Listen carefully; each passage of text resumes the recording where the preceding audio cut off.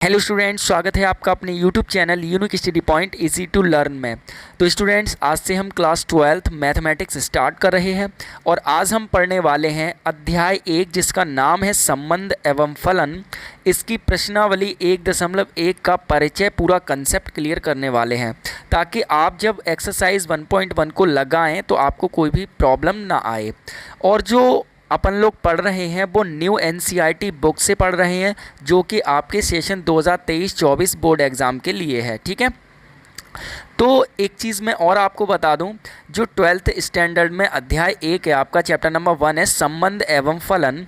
इसको पढ़ने से पहले आपको समुच्चय के बारे में जानकारी होना चाहिए। समुच्चय है ना, जो कि आपका 11th क्लास में पहला ही चैप्टर है समुच्चय। ठीक है, तो आपको समुच्चय सिद्धांत के बारे में पूरी जानकारी होना चाहिए। इस टॉपिक का, इस चैप्टर का, समुच्चय सिद्धांत का इस चैप्टर में बहुत बड़ा रोल है। यदि आपको ये नहीं आता है तो इसका भी मैं लिंक दे दूंगा, इसकी वीडियो का, इस वीडियो के डिस्क्रिप्शन में, आप जहाँ वहाँ जाके देख सकते हैं। तो चलिए स्टार्ट करते हैं अपनी आज की वीडियो। तो देखिए, सबसे पहले हम यहाँ पर बात कर लेते हैं दो समुच्चयों का कार्तीय गुणन की। ठीक है, बेसिकली आप फर्स्ट ईयर में इसको पढ़ चुके हैं। दो समुच्चयों का कार्तीय गुणन यानी दो समुच्चय ए और बी हैं, तो उन दोनों का कार्तीय गुणन यानी ए क्रॉस बी बराबर आपका होता है ordered pair x by colon x belongs to set A and y belongs to set B. ठीक है, ये होता है। ठीक है, चलिए इसको एक हम एग्जाम्पल से समझ लेते हैं। मान लीजिए आपके पास कोई एक समुच्चय है ए, इसमें अवयव हैं ए बी सी। ठीक है, ये आपके पास इसमें अवयव हैं। और आपके पास एक समुच्चय है बी, एक सेट बी है जिसमें अवयव हैं 1 और 2। ठीक है, आपको इन दोनों समुच्चय का कार्तीय गुणन निकालना है यानी ए क्रॉस बी निकालना है। तो कैसे निकालेंगे? ठीक है, तो ए क्रॉस बी का ही फॉर्मूला होता है। ए क्रॉस बी बराबर क्या होता है? ऑर्डर्ड पेयर एक्स वाई, जहाँ एक्स बिलोंग कर रहा है समुच्चय ए में और वाई बिलोंग कर रहा है समुच्चय बी में। यानी पहला वाला जो अवयव है वो समुच्चय ए पहले वाले से यानी ए से लिया गया है और दूसरा वाला अवयव दूसरे समुच्चय यानी समुच्चय बी से लिया है।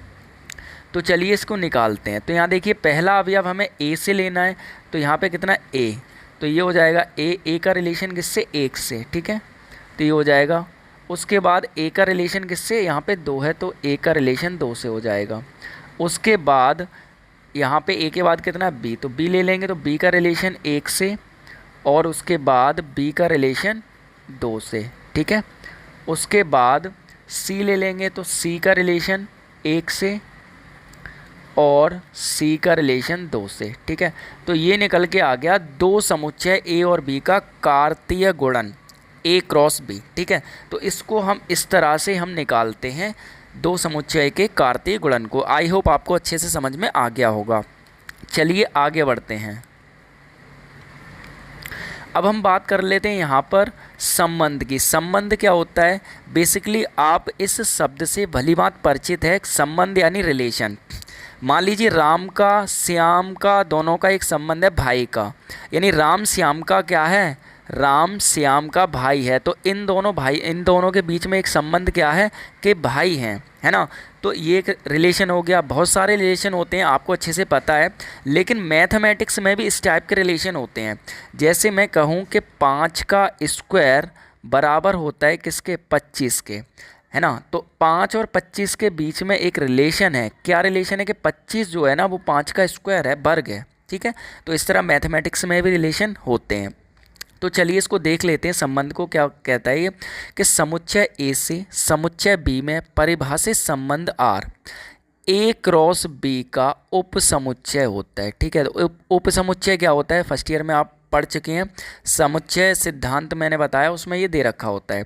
यानी कि समुच्चय ए में, समुच्चय ए का प्रत्येक अवयव यदि समुच्चय बी में मौजूद हो तो समुच्चय ए समुच्चय बी का क्या होता है? उपसमुच्चय होता है ना। एक एग्जाम्पल से समझ लेते हैं उपसमुच्चय को।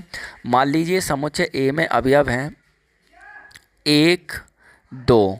ठीक है, और यहाँ पर समुच्चय बी है, समुच्चय बी में है 1 2 3 4, ठीक है। तो यहाँ देखिए ए का प्रत्येक अवयव बी में मौजूद है, देखिए 1 और 2। यदि समुच्चय ए का प्रत्येक अवयव बी में मौजूद हो तो समुच्चय ए समुच्चय बी का उपसमुच्चय होता है। इसको हम ऐसे लिख सकते हैं, ये उपसमुच्चय का साइन होता है, ठीक है। तो ये हो जाएगा आपका, ठीक है, इस तरह। आई होप क्लियर हो गया होगा, ठीक है। तो उसी तरह यहाँ पर कह रहा है कि समुच्चय ए समुच्चय बी में परिभाषित संबंध आर ए क्रॉस बी का उपसमुच्चय होता है, अर्थात आर सबसेट होता है ए क्रॉस बी का, ठीक है। यहाँ पर देखिए ए क्रॉस बी मैंने यहाँ पे निकाल लिया है, उदाहरण से समझते हैं। ए बराबर क्या है, ए बी सी, और बी बराबर समुच्चय में है अवयव ए 1 और 2। अभी इसका कार्तीय गुणन मैंने निकाल के दिखाया था, वही वाला एग्जाम्पल लिया है, ठीक है। तो इसको देखिए ज़रा, करते हैं सॉल्व। अब इसके रिलेशन निकालते हैं।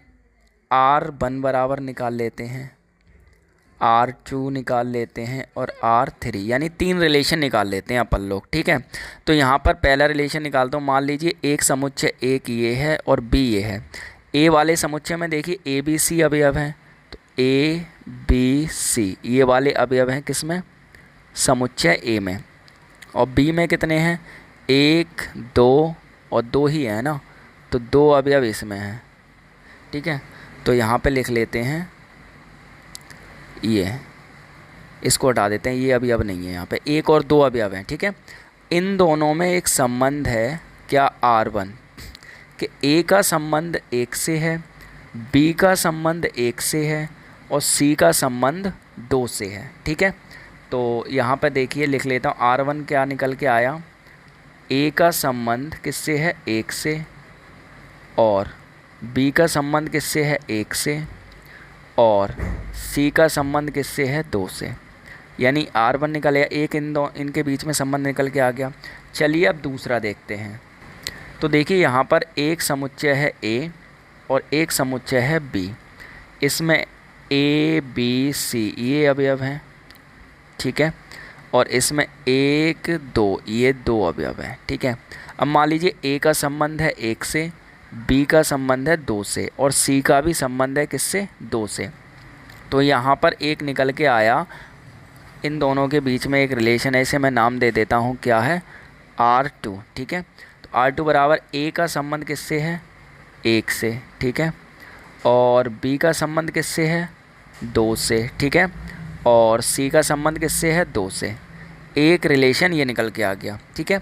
एक और निकाल लेते हैं। मान लीजिए एक ये है, एक B है, इसमें है A B C, ठीक है। इसमें है 1 और 2, इस तरह, ठीक है। अब मान लीजिए इन दोनों के बीच में एक क्या है, रिलेशन है, जिसे नाम दे दिया R3। अब मान लीजिए A का 1 से है और B का 2 से है और C का 1 से है, ठीक है। तो यहाँ पे एक रिलेशन बना, R3 बराबर A का किससे है, 1 से, और B का किससे है, 2 से, और C का किससे है, 1 से, ठीक है। तो एक रिलेशन आपका ये बन गया। यानी आप जितने भी रिलेशन बनाएंगे इस तरह से बहुत सारे रिलेशन आप इनके बना सकते हैं। और दो समुच्चयों के कितने रिलेशन होते हैं वो मैं अभी आपको बताऊंगा, ठीक है। चलिए इसको एग्जांपल से समझ लेते हैं आप। अब यहाँ देखिए, मैंने उपसमुच्चय क्या बताया था कि यदि समुच्चय ए का प्रत्येक अवयव समुच्चय बी में हो तो समुच्चय ए समुच्चय बी का क्या होता है, उपसमुच्चय होता है, ठीक है। तो यहाँ पे देखेंगे R1 में क्या, ए का 1 के साथ, बी का 1 के साथ, सी का 2 के साथ। देखिए ए का 1 के साथ और बी का 1 के साथ और सी का 2 के साथ। देखिए तीनों अवयव यहाँ पे मिल रहे हैं, यानी R1 ए क्रॉस बी का क्या है, उपसमुच्चय। तो हम यहाँ पे लिख सकते हैं कि भाई R1 सबसेट है ए क्रॉस बी, ठीक है। इस तरह लिख सकते हैं हम, क्योंकि R1 में जितने भी अवयव है ना वो सारे मौजूद हैं ए क्रॉस बी में। यहाँ R2 देखें, ए का 1 के साथ है, देखिए ए दे रखा है, बी का 2 के साथ है, देखिए ए दे रखा है, सी का 2 के साथ है, ये है ना। तो यानी कि R2 भी ए क्रॉस बी का क्या है, उपसमुच्चय है। तो इसको हम यहाँ पे लिख सकते हैं कि R2 subset A cross B, ठीक है, ये वाला भी है। अब R3 देखे थे, 1 का 1 के साथ ये दे रखा है, बी का 2 के साथ यहाँ पे दे रखा है, सी का 1 के साथ देखिए ये दे रखा है। तो यानी कि इसके भी सभी अवयव इसमें ए क्रॉस बी में क्या है मौजूद है। तो हम इसे भी लिख सकते हैं कि भाई R3 subset A cross B, है ना, ये चीज़ हो गई। यानी इन दोनों समुच्चयों से जितने भी रिलेशन बनेंगे वो सभी ए क्रॉस बी के उप समुच्चय होंगे। ठीक है, यही कहता है हमारी डेफिनेशन, यही कह रही है संबंध की कि समुच्चय ए से समुच्चय बी में परिभाषित संबंध आर ए क्रॉस बी का उप समुच्चय होता है, अर्थात R subset A cross B. ये वाला जो साइन लगा है ना, ये सबसेट यानी कि उप समुच्चय का साइन होता है। ठीक है, आई होप आपको अच्छे से ये क्लियर हो गया होगा। चलिए अब मैं आपको एक चीज़ बता देता हूँ कि दो हमें समुच्चय दे रखे हैं, तो उन दोनों समुच्चय के जो संबंध बनेंगे वो कितने संबंध बनेंगे। ठीक है, तो उसको देख लेते हैं। चलिए इसको थोड़ा मैं रेस कर देता हूँ। तो देखिए मान लीजिए number of element set A equal to m है, यानी समुच्चय ए में एम अवयव हैं, और number of element set B n, यानी बी में समुच्चय बी में कितने अवयव हैं, एन अवयव हैं। ठीक है, तो हमें निकालना है रिलेशन, है ना। तो रिलेशन यहाँ पर कितने होंगे, संबंधों की संख्या कितनी होगी। ठीक है, तो संबंधों की संख्या कितनी होगी, तो इसका फॉर्मूला होता है 2 की पावर m इंटू एन, है ना। और दूसरा अरिक्त संबंधों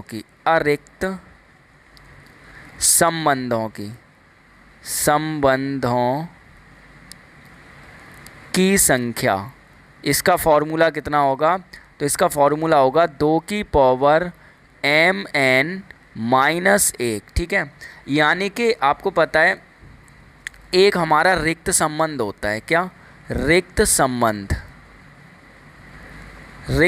जो होता है ना, इसको हम फाई से डिनोट करते हैं। ठीक है, जो हमारा रिक्त संबंध होता है उसको किससे डिनोट किया जाता है, फाई से किया जाता है। ठीक है, इसमें एक भी कोई संबंध नहीं होता। फाई रिक्त यानी कि खाली, रिक्त का एम्प्टी मतलब खाली होता है। ठीक है, तो जो रिक्त संबंध होता है ना, वो प्रत्येक समुच्चयों का क्या होता है, यानी कि 2 समुच्चय हैं वो प्रत्येक के लिए होता है, सबका होता है रिक्त संबंध। ठीक है, तो एक चीज़ ये अरिक्त यानी कि जो रिक्त वाला है ना, उसमें से एक माइनस कर देते हैं, 2 की पावर एम एन माइनस 1। ठीक है, अब देखिए ये वाला देखें, समुच्चय ए में नंबर ऑफ एलिमेंट कितने हैं, यानी अवयव कितने हैं, तो देखिए ए बी सी यानी कि 3 है, और बी में कितने, 1 और 1 2 है ना।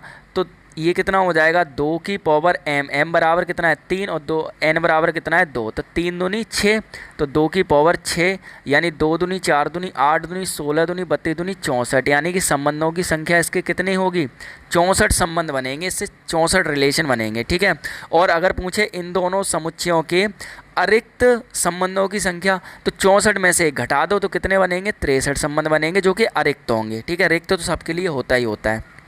तो आई होप आपको अच्छे से समझ में आ गया होगा। चलिए अब इसको लिखने की बात कर लेते हैं कि इसको हमें लिखना कैसे है। ठीक है, तो देखिए यहाँ पर अब इसको लिखते कैसे हैं, देखिए थोड़ा सा एक्स आर बाई। ठीक है, इसका मतलब क्या होता है, तो यहाँ पर इसका मतलब होता है कि एक्स संबंध आर द्वारा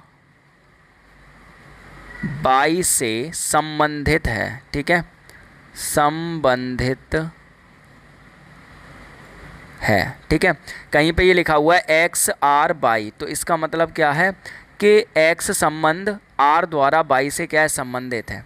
इसको दूसरे तरीके से भी हम लिख देते हैं। इसका लिखने का दूसरा तरीका है कि ordered pair x by belongs to R. ठीक है, इसका मतलब भी यही होता है कि एक्स संबंध आर द्वारा बाई से संबंधित है। ऐसे लिखा मिल जाए चाहे ऐसे लिखा मिल जाए, उसका मतलब ये होगा कि एक्स संबंध आर द्वारा बाई से क्या है, संबंधित है। ठीक है, चलिए दूसरा देखते हैं इसका। अब आपको अगर ऐसा दिखाई दे जाए एक्स आर नॉट बाई, तो इसका मतलब क्या है, तो इसका मतलब होता है एक्स संबंध एक्स संबंध आर द्वारा बाई से संबंधित नहीं है। ठीक है, तो इसका मतलब क्या है भाई, कटा हुआ है यार, इसका मतलब x संबंध r द्वारा y से संबंधित नहीं है। इसको लिखने का भी इस तरह एक तरीका होता है, इसको हम लिख सकते हैं ordered pair x by does not belongs to capital R, है ना, ये कटा हुआ है डज नॉट बिलोंग्स टू, यानी ordered pair x by does not belongs to R का मतलब भी यही होता है कि x संबंध R द्वारा y से संबंधित नहीं है। जब आप इसके क्वेश्चंस लगाएंगे तब आपको इस तरह लिखना पड़ेगा और लिखा हुआ दिखाई देगा। ठीक है, तो इन साइन के आपको अर्थ पता होने चाहिए, मतलब पता होने चाहिए, ये जो साइन लगे हैं ये किसके साइन है, और ये तो होता है बिलोंग्स टू का और ये होता है डज नॉट बिलोंग्स टू का। ठीक है, यहाँ पर एक साइन और आता है, ये वाला, ये होता है आपका फॉर एवरी का। ठीक है, ये भी आपको मिलेगा साइन। ठीक है, तो आई होप आपको ये चीज़ समझ में आ गई होगी। चलिए आगे बढ़ते हैं। तो देखिए अब हम बात करते हैं यहाँ पे संबंधों के प्रकार की। ठीक है, तो सबसे पहला हमारा होता है यहाँ पे जो इम्पोर्टेंट है, जो आपके क्वेश्चंस में आएंगे वही हम लोग यहाँ पे पढ़ रहे हैं। पहला है स्वतुल्य संबंध। ठीक है, स्वतुल्य यानी यानी स्वयं के साथ संबंध। ठीक है, तो देखिए इसमें क्या कह रहा है कि समुच्चय ए में परिभाषित संबंध आर स्वतुल्य संबंध कहलाता है यदि समुच्चय ए का प्रत्येक अवयव स्वयं से संबंधित हो। इसका मतलब अर्थात ordered pair a belongs to R, a belongs to A, and इसको ऐसे भी लिखा जा सकता है, मैंने बताया ऐसे लिख दो, ordered pair x y belongs to R, है ना, ए है यहाँ पे, या फिर ए आर ए यानी x R y a belongs to A, इसको हटा देते हैं, आगे लिख गया है। ठीक है, इस एग्जाम्पल से समझते हैं किसको, तो एग्जाम्पल आपको एक समुच्चय दे रखा है, 1 2 3 इसमें अवयव हैं। ठीक है, तो अगर मैं यहाँ पर देखूँ तो R बराबर आए, 1 का संबंध 1 के साथ हो, ठीक है, 2 का संबंध 2 के साथ हो और 3 का संबंध 3 के साथ हो, तो ये क्या होगा, एक स्वतुल्य संबंध होगा। ठीक है, तो R एक क्या है, स्वतुल्य संबंध है। ठीक है, यानी कि क्या कि ए का प्रत्येक अवयव स्वयं से संबंधित हो, यानी खुद से संबंधित हो, है ना। तो देखिए 1 2 3 है तो 1 का 1 के साथ हो, 2 का 2 के साथ, 3 का 3 के साथ है, तो यानी कि 1 का 1 के साथ, 2 का 2 के साथ, 3 का 3 के साथ संबंध है। इसका मतलब आर एक क्या है, स्वतुल्य संबंध है। ठीक है, आई होप क्लियर हुआ होगा। चलिए अब बात करते हैं दूसरे प्रकार की। तो देखिए दूसरा है सममित संबंध। ठीक है, तो इसमें क्या है, समुच्चय ए में परिभाषित संबंध आर सममित संबंध कहलाता है यदि ए का बी से संबंध होने पर बी का भी वही संबंध ए से हो। मान लीजिए एक कोई ए है और एक बी है। ठीक है, अब ए और बी के बीच में संबंध है कि ए बी का क्या है, भाई है। ठीक है, ए बी का भाई है, ए और बी के बीच में संबंध है। ए बी का भाई है तो हम ये भी तो कह सकते हैं कि बी ए का भाई है ना, बी ए का क्या है, भाई है। यानी ए का संबंध बी से होने पर बी का वही संबंध ए से हो तो हम कहेंगे कि वह क्या है, सममित संबंध है। ठीक है, अर्थात ordered pair a b belongs to R, b a belongs to R, for every a b belongs to ए।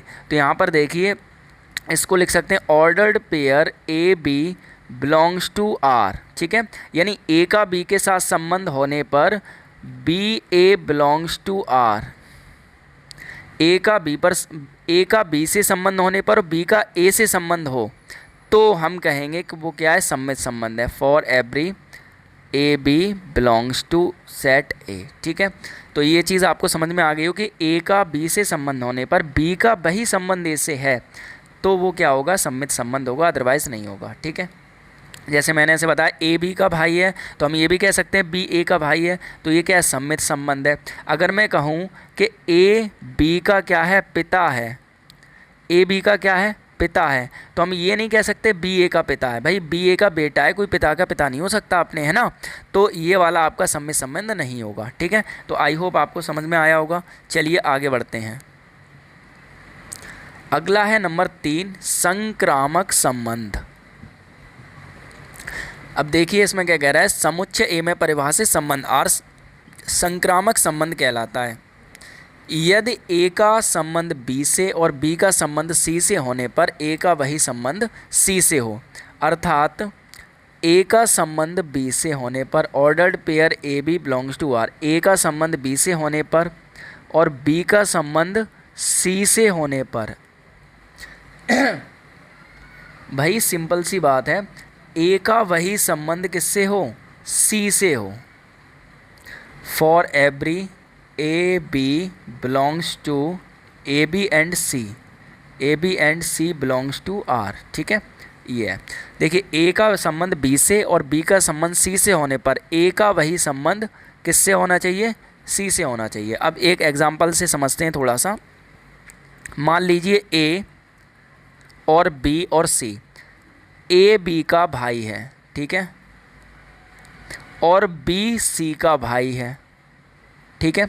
ए का बी के साथ संबंध है कि ए बी का भाई है और बी का सी के साथ संबंध है कि बी सी का भाई है, तो भाई सी भी तो ए का भाई होगा, तो हम कह सकते हैं ए सी का भाई है ना, तो भाई ये भी भाई हो जाएगा आपका।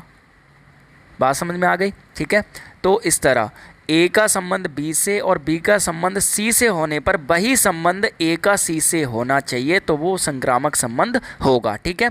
अगर मैं थोड़ा सा चेंज करूं, मैं ये कहूं A B C, a B का क्या है, पिता है और बी सी का पिता है ना, और तो हम कहें कि ए सी का पिता हो, तो ऐसा नहीं है ना, ए सी का क्या होगा, दादा होगा। भाई पिता का पिता दादा होता है, पिता नहीं होगा, तो ये संक्रामक नहीं होगा, ठीक है।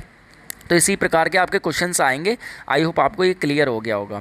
चलिए आगे बढ़ते हैं। अब यहाँ देखिए चौथा है आपका तुल्यता संबंध। अब इसमें क्या है, समुच्चय ए परिभाषित संबंध आर, समुच्चय ए में परिभाषित संबंध आर तुल्यता संबंध होगा यदि आर एक स्वतुल्य संबंध हो, आर सम्मित संबंध हो और आर संक्रामक, यानी तीनों हो तो वो आपका तुल्यता संबंध होगा, ठीक है। तो आई होप आपको समझ में आ गया होगा कि तुल्यता संबंध क्या होता है। अगर आपको कोई प्रॉब्लम है तो आप कमेंट करके बता सकते हैं, उसका रिप्लाई आपको दिया जाएगा। और अगले वीडियो में हम बात करेंगे जो आपकी एक्सरसाइज यानी प्रश्नावली 1.1 है उसके सभी उदाहरण की, ठीक है। यानी उसके जितने भी एग्जाम्पल हैं, उदाहरण हैं, उनको हम पढ़ेंगे, क्योंकि आपको पता है किसी भी परीक्षा में यानी कि 10th या 12th स्टैंडर्ड की परीक्षा में आपके 30% से लेकर 35% तक एग्ज़ाम्पल्स फंसते हैं, है ना। और एग्ज़ाम्पल जो फंसते हैं ना वो हूबहू फंसते हैं, उनके पैटर्न भी फंसते हैं। तो आपको एक भी एग्जाम्पल नहीं छोड़ना है, सारे एग्जाम्पल लगाने हैं। तो अगले वीडियो में हम एक्सरसाइज 1.1 के सभी उदाहरण को पढ़ेंगे, सॉल्व करेंगे, उसके बाद एक्सरसाइज 1.1 पढ़ेंगे, ठीक है। तो आई होप आज का वीडियो आपको समझ में आया होगा। वीडियो अच्छा लगा हो तो वीडियो को लाइक कीजिए, चैनल को सब्सक्राइब कीजिए और अपने दोस्तों के साथ शेयर कीजिए। तो मिलते हैं आपसे नेक्स्ट वीडियो में। Thank you so much.